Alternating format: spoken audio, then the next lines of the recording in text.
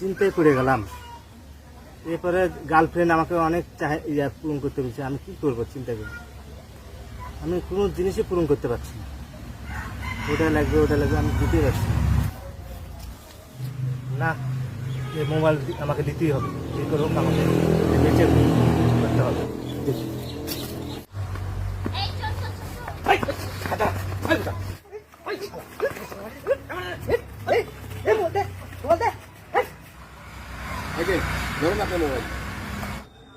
তুমি এখানে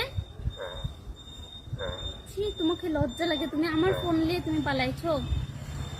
আপনি ওনাকে চিনেন? হ্যাঁ চিনি তো। কিভাবে চিনেন আপনি ওনাকে? কি হয় আপনার? এমনি আমাদের থাক, তোমাকে আর কিছু বলতে হবে না। আপনারা জানেন না তাই। আমি গরিব ঘরের সন্তান, আমি একটা দোকান করে খাই। হ্যাঁ, উনি ওই অনেক চাহিদা আমাকে পূরণ করতে হয়, অনেক কিছু চাই, আমি দিতে পারি না। লাস্টে আমি চিনতে পারিনি তার ফোন, ওটা আমি এই কাজটা করতে লেগেছি।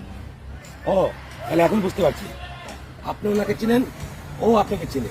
তার মানে আপনাদের দুজনের মধ্যে একটা গভীর সম্পর্ক আছে। হ্যাঁ, ঠিক আছে, শুনুন, যেহেতু আপনাদের এটা পার্সোনাল ব্যাপার, এটা আপনারা নিজেরা বুঝলেন। এই চলো, আমরা চলো চলো চলো যান।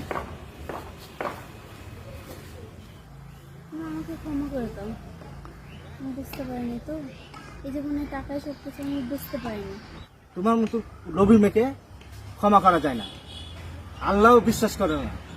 তোমার রাস্তা তুমি দেখো, আমার রাস্তা আমি দেখি।